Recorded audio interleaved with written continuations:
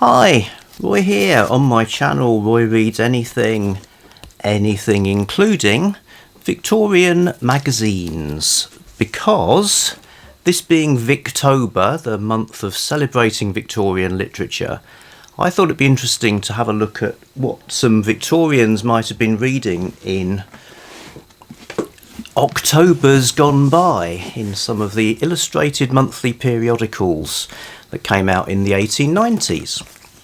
Now you may be thinking, those aren't magazines, they're big old books. Well, that's because there was a common practice of buying bound sets of magazines and keeping them pretty much forever. So the sort of boundary between magazines and books was a little bit porous, really. So you could spend a few shillings and buy a nice ready-made set, or you could take your own magazines to your friendly neighbourhood stationer and get them to bind them for you. So which is good because it's helped them to survive, and things like this you can find for not necessarily a great deal of money, which can be fun if you like to immerse yourself in Victoriana. Maybe get a sense. Victorians weren't necessarily reading our classics; they could be reading all sorts of things, and maybe you'll find a gem of a short story or an amusing article or two. So, October periodicals. Well, 1893. Mr. and Mrs. Victorian could have been buying the Strand magazine, which would have cost them sixpence. So that's 6 of these little dudes, or one of these. That's not actually a Victorian one, but they were pretty much the same, a small silver coin. 6p, which, given that you could buy perfectly decent reading material for a lot less, was a sort of medium price, I suppose. That sixpence now would be worth about £2.68 if you just adjust for inflation, which is actually quite cheap for a magazine. But if you look at sixpence as a proportion of the average wage at the time, it'd be more like £12 or £13, which would make an individual magazine pretty much the price of a book, I suppose. So, what do you get in your Strand mag? So, like I say, looking at October, because this is October, and it's Victober, you see, you would get a royal marriage. The royal marriage. It's not the royal marriage, but it's the Duke and Duchess of York getting married. But you do get a letter from Queen Victoria to the happy couple. So sort of totally Victorian in that her presence is here, sending us a little letter. Royal marriage is actually an article about wedding customs around the world, and you get quite a lot of that sort of interesting things that happen in foreign lands kind of stuff in these magazines. Second feature, The Adventures of Sherlock Holmes by A. Conan Doyle. So this is part of that sequence of stories, The Adventures. It's the second part of The Adventure of the Naval Treaty. So interesting, they sort of have their cake and eat it, because they're publishing short stories, but they're also counting them as sort of chapters in a book. So you get that sort of serial thing of got to find out what's happening next. And Sherlock Holmes was huge. So here we have, the first time a Sherlock Holmes story appeared with the Sidney Paget illustrations. I hope people enjoyed it, because the very next month, November, he dies. Arthur Conan Doyle kills off Sherlock Holmes with the famous episode on the Reichenbach Falls, and this amazing illustration that you see lots and lots. Here it is on the cover of a recent book. Yes. So, spoiler, he does come back eventually. So, you get a Sherlock Holmes story. Hooray! Moving on to From Behind the Speaker's Chair, some vaguely amusing political sketches and cartoons. A lot of Victorian humour. It's a bit sort of, you had to be there. Then you get a haunted villa of the present century, founded on facts, which is a sort of ghost story, but not the scary kind, or the kind with actual ghosts in it. Or the kind that's any good. But moving on to Great London Fires. So note the illustrations. So people were buying this partly because you got pictures on every opening, pretty much every page. They might be engravings, they might be photographs, and you know, the way the typography works and the layout of the pages is quite exciting. So a historical piece, Great London Fires. Fire insurance company emblems that used to appear. You can still see these on buildings. If you look, portraits of celebrities at different times of their lives. Well, that's the sort of thing we still have, showing people young and old. I mean, these are quite respectful of the subjects. It's not kind of, you know, here's Gladstone, he lives in a trailer now. It's, but certainly you get, here's, you know, moustache size has increased over the decades. Portraits of celebrities. Something for the kids. Zigzags at the zoo with some funny animal stuff. Definitely sort of family magazines with features that appeal to children, men, women, etc. Stories from the Diary of a Doctor by the authors of The Medicine Lady. So some medical drama. This one's about a woman who kind of goes catatonic. I'd love this picture of her sitting up and staring. But it all ends happily. So you got to wonder, a chapter on ears. Were people, I mean, Sherlock Holmes was huge. Were people just getting it for that one story and like, we don't care about your chapter on ears? Or were they reading the whole thing? Well, given that they were saving them up in books, I guess eventually people were reading the whole things. What's the deal with the ears? The ears, it's the same as like physiognomy and phrenology. Yeah. It's like, Yeah. look at these ears. Here's Ellen Terry's ear. Here's the ear of a mass murderer. Yep, well, they do all of that. There definitely are. There is one of these has got a feature of murderous faces as well. Beauties, photographs of beauties. These illustrated interviews. Sir Henry Halford, Baronets, which is a bit of a sort of country life type feature, interviewing this guy in his stately home. There's a sort of Arabian Nights type story, and The Queer Side of Things, Among the Freaks is a series as well. Among the Freaks seems a bit queasy, and Victorians did like their freak shows, although this is more of a humorous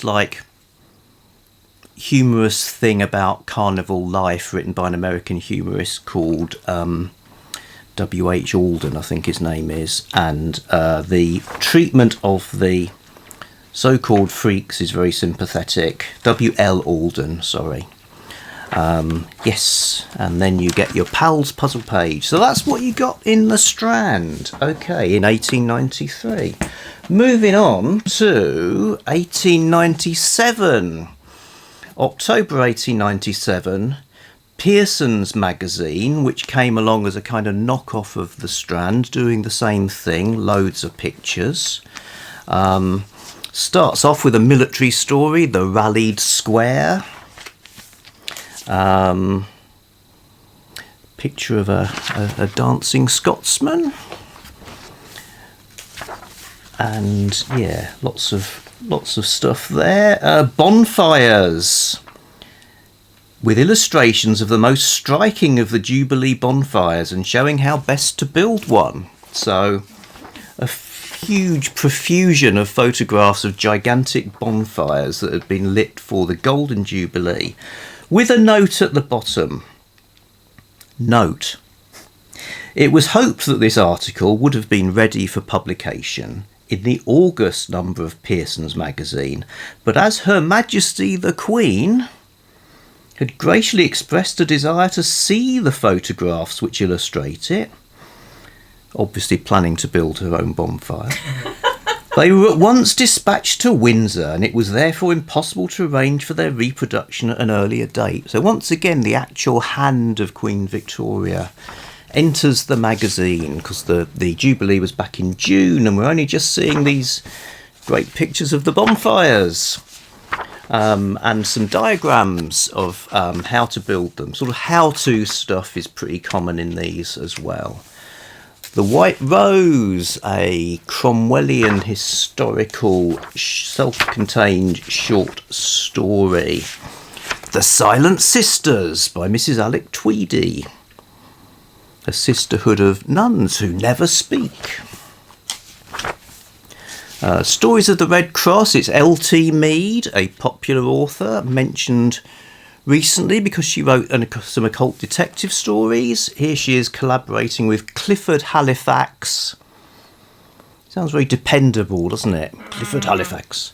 Yes. Stories of the Red Cross, medical dramas and in sort of settings around the world. Bit of military stuff as well. Imagine that being popular. Again, you always get pictures. You're never looking at an opening of this mag without seeing pictures. Wonders of the waxwork world. So some rather gruesome stuff about how they make waxworks. Yep, there's hands and limbs hanging up in the workshop. The knife that beheaded 22,000 persons. Oh my God. Burke and Hare, the vilest criminals the world has ever known. So crime, not just for fiction. Then you get an episode in The Adventures of Captain Kettle. So Captain Kettle, this small, red-bearded, irascible sailor, these were incredibly popular. Cutliff Hine is the author. I know him from one of my Valentine fantasy books here about Atlantis, but these seagoing tales were in Pearson's for years. Huge draw.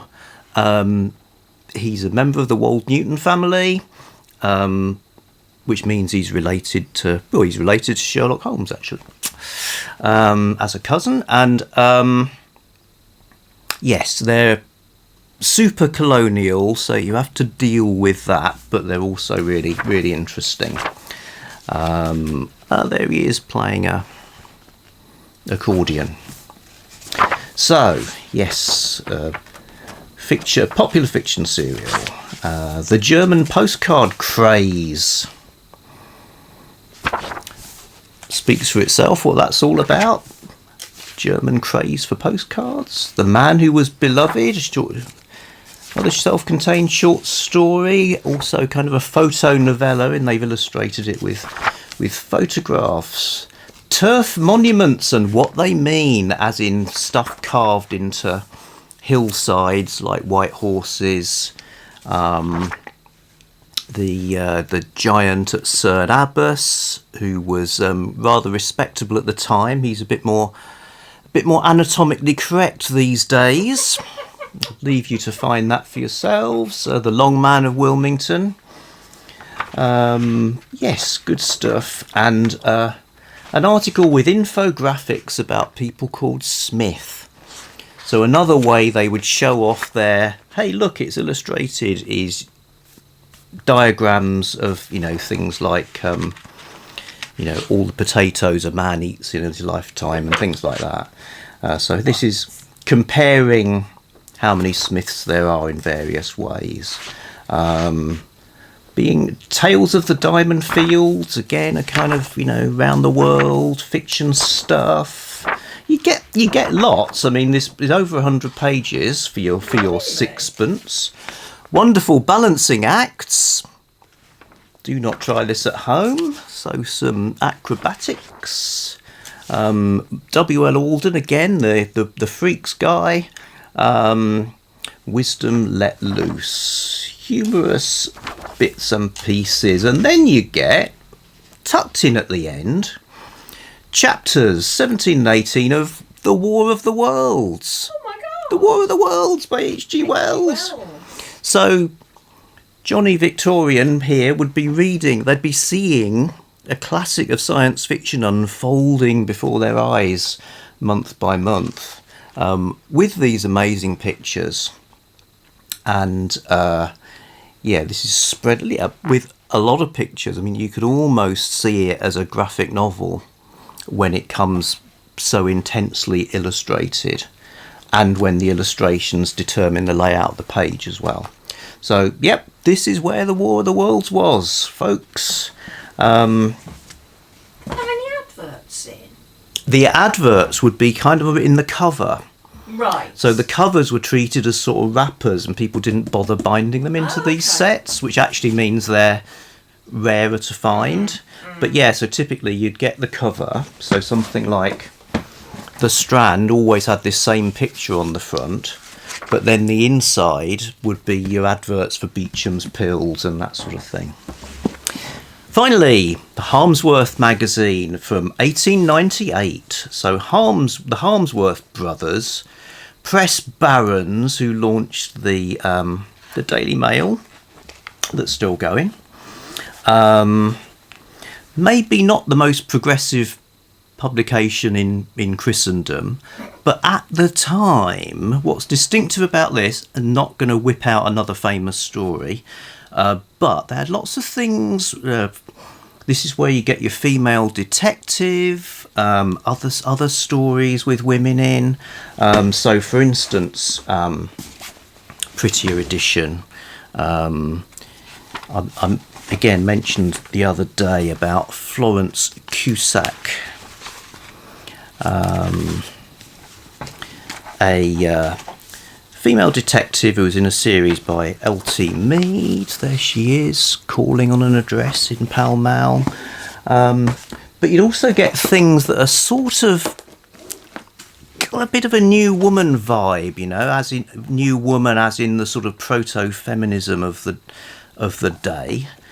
So stories like The Yellow Gladstone Bag, the story of a girl graduate.